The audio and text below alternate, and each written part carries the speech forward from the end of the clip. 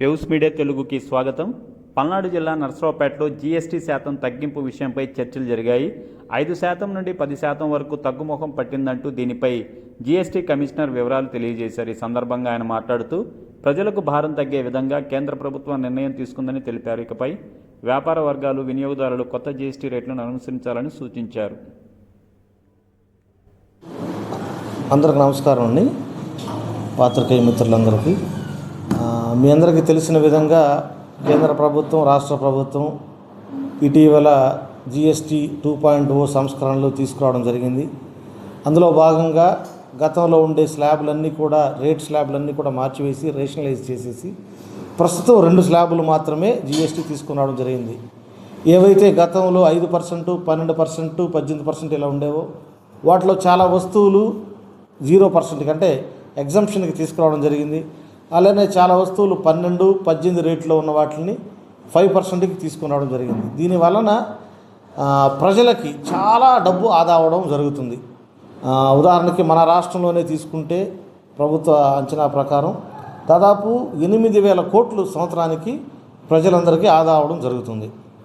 So ఇది మరి ఇంటింటికి తీసుకువెళ్ళి దీనిని ఘనంగా సెలబ్రేట్ చేయాలనే ఉద్దేశంతో రాష్ట్ర ప్రభుత్వం సూపర్ జీఎస్టీ, సూపర్ సేవింగ్స్ అనే పథకాన్ని ప్రవేశపెట్టింది. అంటే అనే ఒక సెలబ్రేషన్ని ప్రవేశపెట్టడం జరిగింది.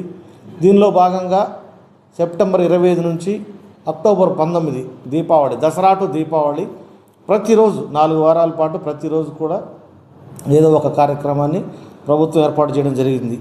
దీంట్లో భాగంగా ఈరోజు కలెక్టర్ గారు అన్ని డిపార్ట్మెంట్ల హెడ్లతోటి, డిస్ట్రిక్ట్ హెడ్స్ తోటి మీటింగ్ పెట్టడం జరిగింది.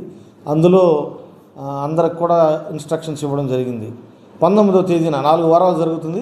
ఆఖరిలో 19వ తేదీన గ్రాండ్ క్లోజింగ్ ఉంటుంది. అందరు ప్రజాప్రతినిధులు, అధికారులు అందరితో కలిపి ఇది గ్రాండ్గా క్లోజ్ చేయడం జరుగుతుంది.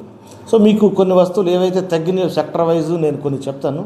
ఉదాహరణకి పన్నీర్ అనేది, చెన్నా అనేది అంతకుముందు 5% ఉండేది, ఇప్పుడు దానికి ఎగ్జంప్షన్ ఇవ్వడం జరిగింది, 0%లోకి వస్తుంది. అలానే ప్యాక్డ్ పరోటా, రోటీలు ఇవన్నీ కూడా 18%లో ఉండేవి, అవి ఇప్పుడు ఎగ్జంప్షన్ ఇవ్వడం జరిగింది. ముఖ్యంగా గృహిణులకు ఉపయోగపడేవి చాలా వస్తువులు కూడా 0 అవ్వడం జరిగింది, ఎగ్జంప్షన్ ఇవ్వడం జరిగింది.